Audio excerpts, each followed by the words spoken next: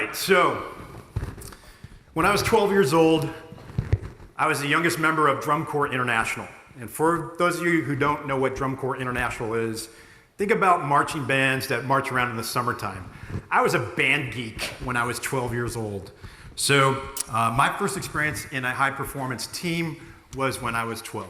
We had silos, we had sopranos, we had baritones, tenors, contras, the bass side of the brass instruments.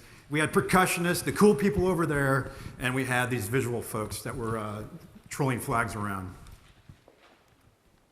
So this is a picture from 1986, when I was growing up in Colorado. And something magical happened in 1986. There was a movie that came out about in the summertime. Does anybody know what it was? Top Gun, that's right.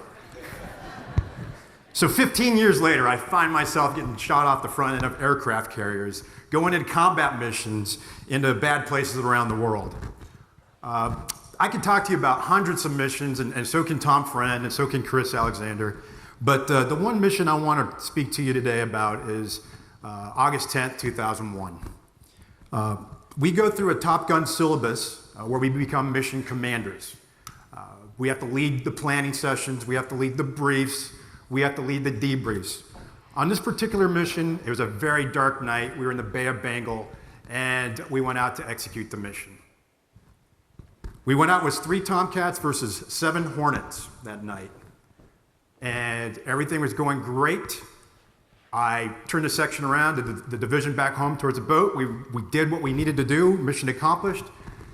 But only 2 of the 3 Tomcats came home that night. So I went from mission commander to on-scene commander because my third wingman went 70 degrees nose low at supersonic speed into the water. Both crew members were lost. That evening, we got back to the aircraft carrier, and I had to do a debrief. We do debriefs for everything. But this particular debrief, I had 4 hours with 15 people from the section in the flight I was with, and I had 15 observers in there. And that was the most detailed debrief I've ever been through. Going through what happened from the time we had planning sessions 2 days ago, going through everything through dinner, lunch, the whole day, and then identifying what happened from multiple perspectives. We don't use smiley faces, we don't use sailboats, and we don't talk about happy, glad, and sad when we do debriefing in a high reliability organization. We get down to find out what the multiple perspectives tell us, and we find out how that happened and why that happened. So I bring this up because I'm pretty passionate about what we do with our company. So, hey, good afternoon, everyone. My name is Ponch Rivera. I'm the co-founder of AGLX Consulting, along with Chris Alexander. We come from military backgrounds where we had leadership experience in combat, and more importantly, we actually have experience coaching Agile in Fortune 10 companies and some of the best startups in the world. So today, I have 4 things for you.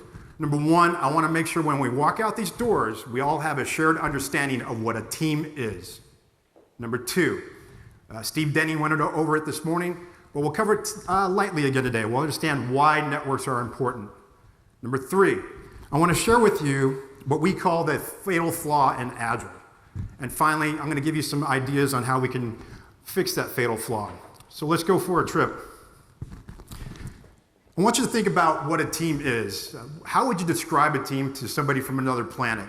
How would you describe a team to anybody? And just start thinking about the words you would use. If you're ready, this is the definition of a team that we use. A set of 2 or more people who interact dynamically, interdependently, and adaptively towards a shared and valued goal. Would you agree with this definition of a team? I think it's pretty solid. But let's unpack this a little bit. We're going to look at the degree of interdependency. So over here on the left, you have the sum of individual performance equals team performance. We call that a group. Would you agree with that? It's really not a team. It could be called a pooled team, but start thinking about ideas what may be over here. And on your right side, we're going to look at where we have The sum of individual, the whole is greater than the sum of the parts. So thinking about sports, where would soccer go in here? Or football, not American football, but real football. Where would you put it? Just somebody shout it out. Over here on the left side or over here on the right side? Right side. You have the dynamic reallocation of resources within soccer. What about wrestling or wrestling teams or wrestling groups? Where would you put them? Way over here. These are your managers in your organizations, right? They work as wrestlers. So here we go. Sometimes this doesn't sit well with folks that love baseball, but American baseball is over there on the left side. To the right, you have more of rugby. Again, the dynamic reallocation of resources. And the reason I bring that up is if you watch American football, what happens in football every 15 or 20 seconds? It stops. We go to a commercial, we bring out new people, we punt the ball, we have this long halftime, and 3 hours later you're asleep, or you actually tuned out. So this is how we look at interdependency, and I want you to think about this as we go into the next slide. Who here has heard of VUCA? Raise your hand. Okay, come on, military. You haven't heard of VUCA? You got to be kidding me. VUCA stands for volatility, uncertainty, complexity, and ambiguity. You've heard of VUCA, right? We all live in a VUCA world. We get this from a school in Leavenworth, Kansas, actually. And it's starting to make its way into business vernacular everywhere. So you should hear about VUCA. Just underneath that are 4 of the 5 domains of what? Cynefin. Anybody ever heard of Cynefin? 4 people. Dave. All right, so I'll do my best not to turn Dave's eagle into a pigeon, but you got to take a look at what Cynefin is. And then just underneath that is something called the process knowledge spectrum. I'm going to ask another question. How many people have heard of Amy C. Edmondson? A couple of folks. How many people have heard of psychological safety? Same. This is an Agile conference, right? Where am I? This is embarrassing. You got to step outside the Agile echo chamber sometimes to figure out what really scales. So let me get back to this. The process knowledge spectrum just says, over here on the left side, we have routine operations. And over here on the right side, innovation operations. It aligns well with the Cynefin model. And underneath that, we have the degree of interdependency, or interdependence. So let's unpack this a little bit more. Over there on the left, in the obvious domain, or where we have routine operations, we know that results are predictable. We organize to execute. Has anybody heard this before? We have fail-safe operations in this area over here to the left. Over here to the right, in complexity, we know that we have multiple hypotheses. We organize to learn. We sometimes have vector-based goals. You've heard of that too, right? You ever heard about vector-based goals? Okay. I'm going to slow down a little bit here. On the left side, this is your manufacturing and engineering approach. This is linear thinking. We all know that, right? And over here on the right, we have nonlinear thinking, a more ecological or biological approach. So I noticed we're at Scrum Day, Portugal. So you're probably wondering, where does Scrum fit into this, right? Scrum is a team framework. It's fantastic to help teams move from the complex to the complicated domains of Cynefin, right in the center there. You can use Scrum for innovation operations, but we prefer to use something called the OODA loop. I got to ask you another question. Raise your hand if you heard of OODA. Okay, that's better. So I actually worked for a guy by the name of Jeff Sutherland. Raise your hand if you know that person. The co-creator of Scrum. I work for him right now. In fact, he says the OODA loop is the mindset of Scrum. We actually think it's just a way to think through nonlinear problems. We'll talk about more about that in tomorrow's workshop. So I'm going to move on to networks now, and I'm going to ask you a couple questions a little bit later on. You've seen a little bit of this before. I'm going to just dive into maybe a little bit deeper. So today, we know that the majority of agile or digital transformations begin by throwing agile methodologies or frameworks onto delivery organizations. This is often done by coaches who are certified by chief methodologists or organizations whose real specialty is what we call Ponzi schemes. At the end of the day, what we get is teams in name only, in a hierarchy, or as John Boyd calls it, islands of disconnected effort. I'm not going to ask if you know John Boyd. There is some value in this now on the left side. We've seen this over the last 20 years as the proliferation of Agile goes around and Scrum goes around. But the organizations that can truly gain a competitive advantage are the ones that build networks of teams, those that look like what you see on the right. And going back to the model we had earlier where we had VUCA, we had the four of the 5 domains of Kinevin, Amy Edmondson's routine operations to innovation ops. You can see that the hierarchies work well inside accounting, assembly, and fulfillment centers. Now, I was a operations manager at Amazon, and I'll tell you this is very true. A nice command and control structure works well in that area. I recently took a tour of Toyota's plant in Kentucky. In fact, I coach Scrum and Agile at Toyota right now, believe it or not. But what I noticed there is everybody has a name. They have a rank when you go around the plant. And I didn't expect to see that at Toyota. I thought it was a flat organization on the manufacturing side. But in fact, they have a rank structure just like the military. So perhaps they're not as agile as you think they are. So why networks?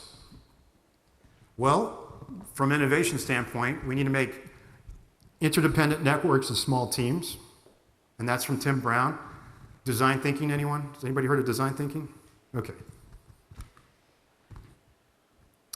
Resilience. I'm going to start going into some military aspects of this right now. But does anybody know who Alberts and Hayes are from the front, from the second row? You heard of this? We get the concept of network-centric warfare from these folks. And network-centric warfare for the Navy folks, you're familiar with that, right? Okay, so we want to build networks. I'm not talking about IS systems, but networks of people. Well, we know that within a network, we're more resilient than stovepipe systems that are characterized by industrial age organizations. And finally, we know that networks of teams increase sharing and collaboration, which improve individual and shared situational awareness. Does anybody know what situational awareness is besides the military folks? Okay, so there's 3 levels of situational awareness. You can connect the 3rd level to something called anticipatory thinking or anticipatory awareness. And maybe Dave will talk about that later this afternoon. But you have to become aware of what's going on around you. And when we do that, we have better decisions. We make better decisions when individuals and groups or teams have more situational awareness. And in the presence of edge approaches to command and control, this is how we get enterprise or organizational agility. Organizational agility is an outcome of building networks of teams. It's not a destination. We build the teams, we build the networks, and we can scale from there.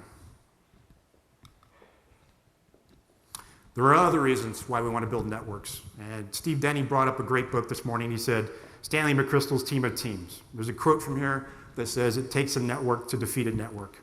We know that anytime we have to fight a terrorist organization, they are networked while we're still working in the hierarchical side. In fact, I joke around every now and then that if you want to defeat a terrorist organization, all you have to do is to get them to buy a scaled agile framework. All right, some folks get that. Be great if we could do that, by the way. But there are several reasons why we want to create networks of teams. So this brings me to the next question. Why can't we do this? What's holding us back right now? Jason Little brought up some of this before. So I want you to think about a cross-functional team that works in a complex environment. I want you to visualize this. I want you to think about what this may look like. A cross-functional team working in the most complex environment in the world.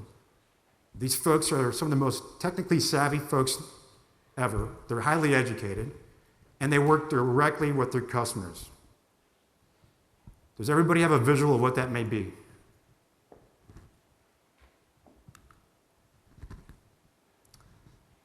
Everybody have this picture in their head? According to Peter Drucker, the most complex environment in the world is in our surgical teams or hospitals. But there's a problem.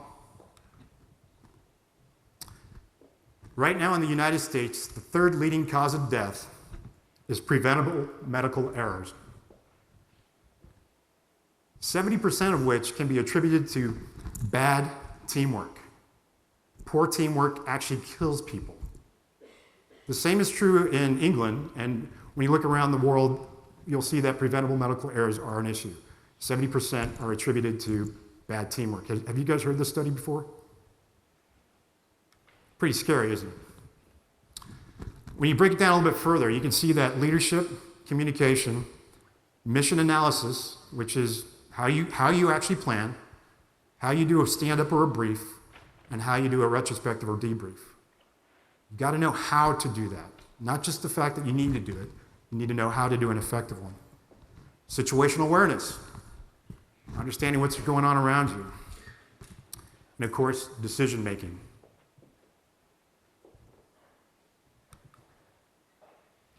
Here's some good news. When you look at other socio-technical systems, that's where people work in teams with technology, you get similar results. In fact, you heard somebody bring up version 1 state of Agile this morning. Nobody talked about the Google Aristotle project, but Google Aristotle project was something they spent a few $1 million on to identify what creates a high-performing team inside of Google. And if you look at it, there's a couple things missing, at least in my view. There's no mention of a framework or an Agile methodology in there. The number one thing is psychological safety, and that's created by leaders. The Joint Commission is where we get the data from the third leading cause of death in the U.S. NASA, you heard a talk from NASA this morning. They know that interactions are more important, and we have some others out there. But this is what it looks like at the end of the day. The adverse or success factors behind team-based outcomes are really simple. Really, you can almost categorize them in about 3 different ways. Technical aptitude, interactions, and this small little thing called Agile methodologies and frameworks. So we all know in order to play football, you need to know how to play football. To fly an airplane, you need to know how to fly an airplane, correct? You need to have the technical aptitude are the table stakes to get in to do something on a team. So that's about 20 to 30% of good teamwork is technical aptitude. But the majority of it comes from interactions.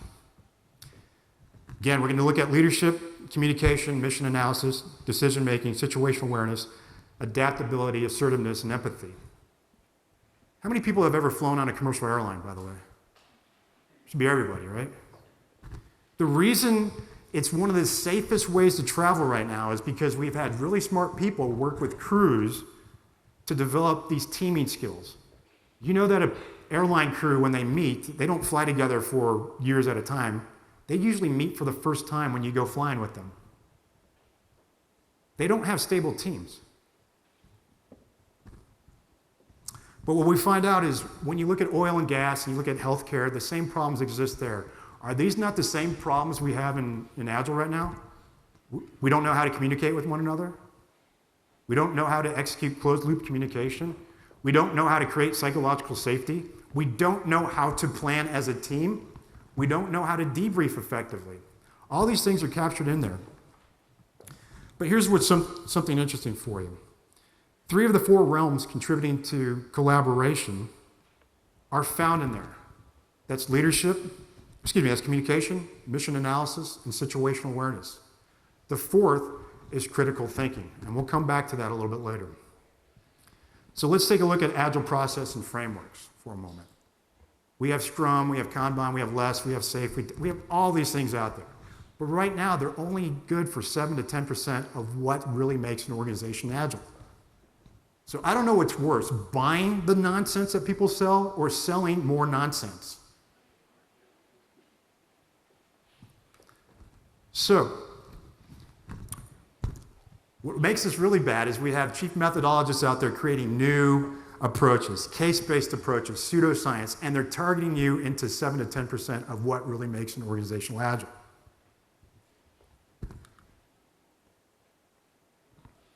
So here's the fatal flaw. We assume that people with high technical aptitude or advanced education know how to team. And that's simply not true. Surgical teams actually go through team-based training now based on something that it exapted from commercial aviation and aviation in the military. They learn how to communicate with one another. They learn how to create that psychologically safe environment. They learn how to adapt to changes in their environment. Has anybody ever heard of this before? Just a few folks. We're at an Agile conference and we don't know these things. That is absolutely frightening. So this is what we say at AGLX. We say that teaming skills must be learned, practiced, and reinforced at every level of the organization. Your managers, your leaders in the hierarchy, they actually need to work more as a team than most delivery groups do. But yet they fight like they're wrestlers. I know Gary Hamel wrote a paper on this a couple years ago, and hopefully you guys read that too. Probably not. All right. So I'll stop beating it up on you. I know you're taking a beating from me. So everybody in the organization needs to know how to team. Things like leadership, adaptability, communication, situational awareness, communication, empathy. You need to know how to execute on those. So we're going to dive into what really matters in the last few minutes here. Bottom line is we need less of this over here on the left and more of this on the right. Less of the pseudoscience case-based approaches and more of the things that actually scale. And a good definition of something that scales is it has to work in other domains by different people. And I've learned that from somebody in this room. I don't know if somebody right here. So 5 takeaways from the fourth point. Number 1, you need to understand context. You understand where you are. Do you need a team or do you need a group? And we saw that degree of interdependence there. We also need to shift from linear to nonlinear thinking. And the way we do that is we use something called the OODA loop. We build networks of high-performing teams and crews through teaming, and we operationalize critical thinking and mitigate cognitive biases. And the last piece down there we didn't talk about, but I'll throw it out there. We need to leverage narrative or storytelling. And the way we do this at AGLX is we use the Knevin framework. We use John Boyd's OODA loop.